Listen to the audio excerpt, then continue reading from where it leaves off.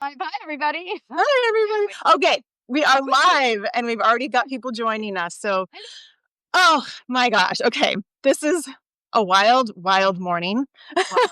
Wild, And like it. I know, this is how we like it. And I cannot wait to introduce all of you to JT Trepanier. And I want to know if I'm pronouncing that. I've known you for years. You are Trepanier, JT. I typically go by JT or Jen by people who've known me a long time. So you got it. JT Trepanier. And I'll tell you a little backstory for those of you who thought that it was going to be Elisa joining us this morning. Dear, sweet Elisa, who is buried under so many tasks right now, texted me this morning and said, I feel so sick and I'm going to be running to the bathroom every 5 minutes. Sorry, Elisa. And I was like, don't worry, we've got you. And I sat with this for a second and I closed my eyes and I was like, Jen, I know the woman that was born to answer this question is here with us today. So let me go. I know Jen, we want to hear from Jen. We don't want to hear from me today. So let me just begin. Everybody, welcome to the Unfixed Uncut, which is season 3 of the Unfixed podcast. By the way, Jen was a guest on the season 1 of the podcast years and years and years ago. In these live 30-minute conversations, I will be joined by guests all over the globe to explore one question. What if the very thing you can't fix will save your life? So, my spectacular, radiant, gorgeous guest today is JT Trepanier, a fierce, creative, and lifelong survivor who's alchemized death, pain, and joy into a life of deep, deep, deep service. She's a psychophysiologist, a hospice worker, an entrepreneur, and a mother. And get this, when I first met her, she was literally delivering piles of puppies to pediatric cancer patients. So we are going to lean in and listen to Jen answer this meaty question. Jen, welcome. Thank you. I love the serendipity, and I want to honor any woman who says I'm sick and rest. Any person, not just woman, so important. And I think that is also something that we need to honor in our society. Rest when you need it. And I'm so grateful to be here. Yay! Yeah. Actually, and before we begin, let me just throw a little loop here. Let's do something fun for a second. Before you dig into the meaty, what is something that you have been able to fix? And this could literally be like your hair or like something this week that was like broken and you got to glue something. Let's just start with like the very basic, like something that you could fix and it felt so fucking good when you could. I will just tell you, this is a very 48-year-old answer, but my hormones. I haven't slept for years. And I finally, when you messaged me, I'm jumping out of the shower and I slapped an estrogen patch on and I was like, oh my God, I am in, I'm locked and loaded. I am sleeping because I hadn't slept for a couple of years. And so I've finally just started to get this balance and my God, it's a whole nother world. So that is the most freshest thing in the last month that has been fixed for now. Women's lives are a roller coaster. So who knows how long, but I'm going to take it. Oh my God. I'm sure women are just going to be like, tell me exactly what you're doing because we all want to be sleeping more. So we can do that for another conversation. It's a whole nother conversation. But yes, that's the first thing that came to mind. Yeah. Okay, so let's dig in. Tell me, I know you have a huge story. And like you said, you were born to answer this question. But let's pick one meaty, juicy that is really something that you have not been able to fix in your life that ended up saving you. Okay. Well, it comes down to the base that my immune system's attacked my muscles since I was 12, like from 12 to 17. So it was my wake up call. It was when death became my teacher and has been my teacher for my whole life and is the most beautiful teacher I could ever ask for. So when that happened, I felt this awakening and this spark for life that I can't explain. And I learned at a very early age that you don't pity people. No, you presence with them. Pity is poison, presence is power. And so all my life, I have been in this space of constantly learning what happens when struggle hits. My immune system's attacked, my muscles, my joints, my lung, my carotid arteries dissected, my skin's been attacked, my blood's been attacked. The list goes on. I have 9 lives. I'm basically a miracle. But the one that I want to talk about, which feels really fresh, happened in 2020 when my it happened in 2019 when my immune system started attacking my lung. And so I was on this journey of extreme pain where I don't know how many of you meditate or use your breath to feel a calmness within you. And it was the first time where the very thing that helps you feel at peace was causing me pain. Anybody who has lung issues will understand this. Dizziness as well. I'll tell you that. Like meditation, completely out the door. Like, you want me to sit still? Mm-mm. No, So because I then get you're that. going to feel it. Mhm. Ooh, interesting. And Yeah. interestingly, I never was the one who would constantly sit still. Excuse me. Interesting that that's caused that. Yeah. Mhm. It's interesting that I don't always like to sit still. So meditation of sitting still was not my thing, but listening to my breath was. So I ended up, I was living actually in Switzerland at the time. I was an expat in Switzerland and in a country that spoke mostly French. They spoke English, but they don't really like to. So I was learning the medical system in French. I ended up having a cheat sheet all in French and in English. So when I ended up in the emergency room, and that's what I teach some of my clients, if you have an extraordinary background within medical issues, having your cheat sheet in both languages if you're living abroad, just what I learned in that experience. But what happened was 2020 then happened, and I didn't know if I was going to survive because my lung was being attacked on its own, and then COVID came, and so I had this huge I like I had to write everything, all my wisdom and death, illness, sensuality, and mothering, the four pillars that I work with and that I live by. I had to write it down for my daughter. So I started writing this book and I named it Wise One Within because at 12, I was introduced to the Wise One Within, that voice. You know, that voice that just whispers to you, do this, leave that quiet voice that's not pushing, but just there. I learned to listen at 12. And so, what my life journey, when you listen to that wise one, what happens in the pillars of death, illness, sensuality, and mothering? And I wanted to write this all down for my daughter. So each chapter starts with Dear Aria that sums it up. And then 2020 and 2020 is here. And I'm thinking, I hope I make it. And I get this book out. And as I'm writing it, as it's being birthed, I realized that this isn't just for my daughter. This is for others.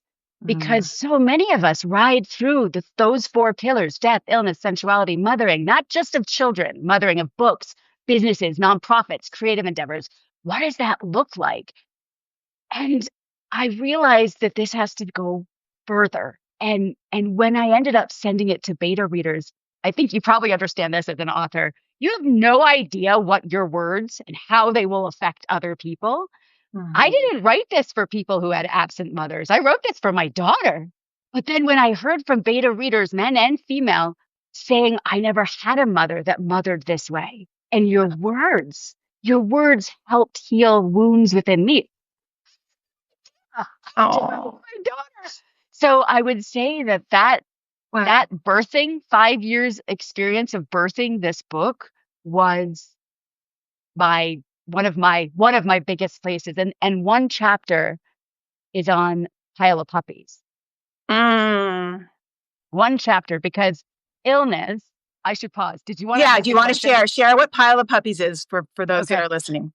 So, who doesn't want to be around a pile of puppies unless you're allergic to puppies, right? So, puppies. So, when I was pregnant with my daughter, my immune system was attacking my blood, and so it looked like I could go septic at any point, and I was birthing a child. So afterwards, I was an exhausted mother. I was a sick mother. I didn't even want to be a mother at that point because I thought I was going to die again. Multiple death has come, but 2 years into motherhood, I realized, oh my God, I want to give back to the same community, the children that are like me when I was 12, when my immune system was attacking my muscles, when death was becoming my teacher. So I saw a reel of people getting piled with puppies, and I thought, I want that in my life. Who doesn't want puppies in their life? And then I was thinking, who needs it the most? chronically and terminally ill children. And then it was this crazy idea that happened a decade ago and then ended up in Portland, Oregon, partnering with Dornbecker, which is a children's hospital, Ronald McDonald House, which most people probably know, at least in the US. Maybe that's global, I don't know. But partnering with multiple organizations that help chronically ill children. And so the stories, I went in this not to start a nonprofit. I wanted to meet the children. I wanted to meet the children who are going to be leaving, and I wanted to know their wisdom. I wanted to know their parents' wisdom. And in the last chapter of my book, I share the wisdom of the children and of the parents that I have met through a decade of integrating light and dark, joy and pain. This is life, and it is phenomenal. And this is all because this 12-year-old JT couldn't be fixed. And she was afraid and she was in pain and she was suffering. And these sparks have just come alive. And in a way, you keep coming back to this idea of mothering. And like you said, not just mothering a child, but you've been mothering yourself too. You've been reparenting that little girl over and over and over again through all the different creations to try to give her what she needed when she couldn't be fixed. I mean, that is just so beautiful. I never thought of it that way. That is so beautiful. Thank you. You're welcome. I thought it was like so obvious. Reparenting myself. You know, and I also want to speak to anybody who had a parent who was an alcoholic or bipolar, because I truly believe that was part of the reason I had my muscle disease. The gift was my dad and my mom. My mom was balanced. She was responsible. She was grounded. My father, alcoholic, kind and fun and funny, not the mean kind, but so dysregulated, lack of boundaries, all of the things. And he came back to me. He carried me up the stairs. He put the IVs in my port. That's a shunt that goes in your chest. I got my dad to pay attention to me, honestly. And I had to unpattern that you have to become weak and sick to get attention. So there's so much work to be done when you're on the chronic illness path. And that's why my work in psychophysiology, it's so important. It's the aligning of the mind, body, spirit. Because when we're sick, when we're chronically ill, I don't know about you, but I would detach. I'm like, I'm out of here. There's so much pain. I don't want to be in this body. Go. Yeah. And how do you come back? How do you sit with the pain? How do you welcome? How did you? Do you remember the first moment when you were in so much pain and there was something in you where you were like, I'm not running from this anymore? Like, what happened? You know, interestingly, the muscle disease didn't cause excruciating pain. It was in my 20s when my joints were being attacked. It felt like a hammer on my joints. The muscle disease was extraordinary weakness. So I couldn't even get up from a toilet. And in fact, in the docuseries I was on with you, I think the gift of it was, so you think of many people in their preteen and teen years. There's this, you're diving into what is sensuality and sexuality. I was so weak, I couldn't self-pleasure. And I don't say masturbate because that's defiling. It means to defile oneself. So self-pleasure, I couldn't do that.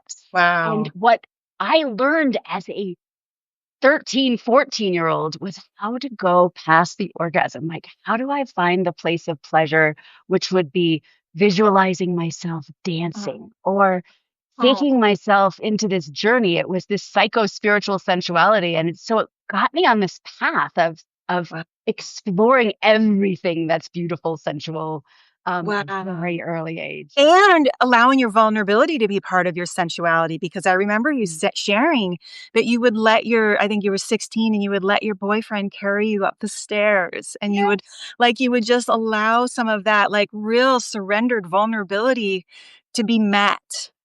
Which is it was better if he didn't carry me up the stairs, so he had incentive. I don't know if it was vulnerability. Yeah, that's true. And I wasn't having sex, by the way, at 15. I was just enjoying the thing. Yeah. And if you say it, who cares? So there wasn't extreme pain until you said like you had this joint stuff in your immune system in your 20s. Yeah. Was there, I'm asking because I remember for me, there was a moment when I was just like, I am so fed up with this dizziness. Like, Yes. I don't want to live anymore. I don't Yeah. want to live with this anymore. And I had a dear family member on the phone, and I still even remember where I was sitting, and she said, what if this is the rest of your life? Because I was still very much in like, well, there's still got to be a solution to this. Like, I can't live this way. And she just plopped it in there. And I remember I'm like, kind of even dismissing it, but it stayed. Like, oh yeah, that's cute. Maybe I'll live like this forever, but it lasted, obviously 10 years later, I'm still here and I'm going, that moment really shifted and birthed Unfixed for me because I'm like, Yeah. well, if this is going to stick around, I better find other people that are living with this because I don't know how. I don't know how to. And so for me, there was a defining moment, and I'm just curious if there was for you. I just have to say, your Unfixed was my pile of puppies. You wanted to bring in and connect with the people who get it. Yeah. That was the birth. And then you're connecting others who understand. And my God, isn't that a gift? Yeah. So I get curious. I don't stay in this space of things will be unfixed forever because I have no idea. Life is short and long at the same time. But the two things that happened when the extreme pain happened, there were two things. There was an actual physiological, and in psychophysiology, I'm always looking at what are the actual things and events versus the psychological connection to the body. So the one was I was taking birth control pills, and the moment I stopped, I started getting so much better, and I didn't have the pain in my joints anymore. It was this aha moment. Okay, I'm actually putting something in my body that doesn't work for me, works for many, not for me. Yeah. Secondly, I had to leave someone I deeply loved who was a good person. So my joints started aching again when I was in my first love relationship, kind, amazing human, not the right person. And when I left him, I healed. So my body is constantly talking to me. But when I think about your experience, when I was diagnosed with celiacs, which is a really not fun thing, you can't eat gluten. That has been for the last almost 5 years now. And that sits with me where I'm like, okay, this one I'm in for the long run. The autoimmune has gifted me so many different ailments that has opened many doors. So I'm almost like, whatever comes, I can handle. But I just want to say, I see you in the sense of, wow, this is in here. I'm in this for the long run, potentially. Yeah. Okay, what am I going to do next? Yeah. Yeah. Yeah. And it feels like you're getting cornered. Yes. That sensation of like, I can't fix this. I mean, everything in our society tells us that there's an answer. There's always an answer. And which is so weird because there really most of the time isn't. Things live in the gray. So where are you now in your life? Well, you just have something you want to say. Oh yeah, you said where is the answer? What I think is what are the questions? So when you do intuitive inquiry, it's not the answers, it's the questions. So whenever my immune system was attacking whatever the hell it wanted to attack next, I think, why are you doing that? And so when I thought I was going to launch my book in 2024, this book has been ready for a year. 7 chunks of hair fell out. 7 chunks of hair, and my immune system started attacking my platelets. And I thought, what's the symbolism in that? These are barriers. These are boundaries. What do I need to work on for boundaries?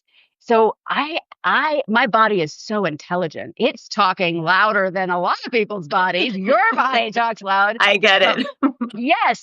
But my work with people, with myself since I was little. And by the way, this didn't all just come. I have an extraordinary uncle who was my guide and mentor. I don't believe any of us do this by ourselves, right? So he taught me at a very early age. He's a renowned psychologist in LA. And he taught me at a very early age how to tap into the wise one. And then the intuitive inquiry that I asked myself, I asked my clients, I asked my groups, what is your body telling you right now? Yeah. So that I think that it's not the answers, it's the question. Exactly. And that I love that. And for me, I think uncertainty is a bookended word to the Mhm. question, because as Mm, long as we're willing to really live in the question, we're really willing to live in uncertainty. And I think for me in my story, so much of what my body was trying to get me to do was live in the uncertainty and to really find home in that's right. uncertainty. And but I love that you're reframing that, because I've never really equated uncertainty with asking the questions. But that's almost like the agentic form of uncertainty, where we can go, okay, yes, uncertainty is my home. And what are the questions I'm going to be asking within that? So I love that. We're having these little sparks here. And I also love what you're saying about uncertainty. One of my favorite humans on the planet, Nipun Mehta, he's part of service space.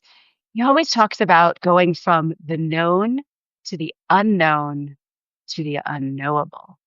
And Mhm. when you're working with chronic illness, when you're working with death, these are really potent, powerful things. They are guides. And that's where you, me, anybody with a chronic illness, anybody who's dealt with a type of death, which not just body, like identity, Yeah. physical death, so many different types of Marriage. death. Yeah. You Career. go from single to marriage, you go from divorce, all those things. These are all types of death. But where you're dancing, the places you're dancing in are the unknown and the unknowable. And if you can leave the door open for the unknowable, that's where the witchy stuff happens, right? Yeah. That's where, oh my gosh, who are you going to have on in the next hour? You got to find somebody, right? Like, let's just dive in. Yeah. That's the power of the unknown. And how do you Oh. get comfortable in it? I'm curious, when COVID happened, did it feel very familiar to you? Like Oh the yeah. whole world was so uncertain. And I'm like, oh my God, I've been there, got done that. Jen, I heard that from so many people in the chronic illness community. I mean, in fact, we did like 3 episodes on it. We're like, how's this treating you? They're like, "W- other than like being out in the world, for the most part, nothing's changed for me. I'm already isolated. I've already lost friends. It's just like, what's the big deal? Whatever, been there, done that, people. Let's get out. Yeah, that's what I thought. Yeah. Yeah. I think that there's a lot happened in the COVID pandemic, and a lot happened for you. So you were writing this book and you finished this book. And what did it feel when you finished it? Did it feel like a completion to you? I mean, all this came from living these questions of not being able to, or entering into the unknowable. What happened when you wrote that last page? Wow. When I wrote the last page, it's funny. It was a real journey. The first round, I only had a couple people read it, and one person gave me um, like a really high number, and another person gave me a 6. And I was like, why is she giving me a 6? She said, because you look like you're superhuman. And I was like, Oh. oh. And then I talked to the wise one, and I always say that the wise one is always there's the angel, warrior, mother, and siren. I've been called all of those names: angel, warrior, mother, siren. And I realized I wrote the book with my warrior mask on, because if you've been through hell, I don't care if it's chronic illness, abuse, whatever it is, if you've been through it and you are one of the warriors, the one who sees the light to the other side, who can get there, it takes effort Mm. and energy. But there are times where you need to cry. You need to feel the anger. And I had to write about sexual abuse, boundaries, um, all these different things within this book. And I realized I wrote it through the superpower, the warrior. And Yeah. I had to go back through the book after I took the warrior mask off so people could feel the pain. They could feel the anxiety. They could feel the uncertainty. Because if you look at me right now, I've oftentimes, I've gone over, I've done it. Yeah, There's always more to test. yeah, but you present as like powerful and Right. engaged and beautiful. I mean, so you present with this heroine energy. And how many women and men do you know who present that, but they also been through the ringer? Yeah. and Yeah. and when I had to rewrite the book with the warrior mask off, and that was when I knew the book was complete. And then after my hair fell out, it was the most amazing journey, because there was one more story that was supposed to be in there there was a child. I got a call while I was vacationing. Um, and I got a call from our videographer who said, one of my dear friend's child is dying. Is there any way we have puppies? And I said, hold on. And I found out we do. And normally it takes weeks and sometimes months to plan certain things. Yeah. And everything in my gut said he was going to go quick. I just knew it. And I said, at the moment I get here, the next day I will be there. We've got someone, an amazing pugs. And we walked in and I met the most extraordinary family. And this story of this boy who was like, I don't know if anyone knows what a bodhisattva is, but he was like a Buddha. They're Christian, but he had this Buddha energy constantly giving. You walk in and you wouldn't even know this child was dying. He was emanating light. And his story is now in my book because my hair fell out and I had to pause and I had to do that. And she's the reason I started my podcast, which is a whole nother story, but we will just say that this family is so Carson is in my heart. And I'm grateful my hair fell out, slowed me down, and brought another story into the book. Jen, you are a lighthouse. You are a torch for other human beings. You are a supernova. There is so much that you have to share in this world. And I like in perfect, launching energy of Unfixed Uncut. Thank you, Elisa, for being so honoring of your own body and saying, yes. I feel so sick today, so that this unknowable could happen today. And Jen would rally herself out of the shower and throw her estrogen patch on and show us your divinity, because you are just an extraordinary human being. And I am just so honored to have you here. And please, everyone, Jen, just keep your eye on her, because there is so much that's coming. So much. I just want to thank you too, Kimberly, for going live. I get to be part of the first. I love first. Can I just ask you a question? What's your favorite firsts in your moment of birthing your book? What is your favorite? Because I'm sure you had lots of firsts. Oh my gosh. One of my favorite first was the whole freaking tour.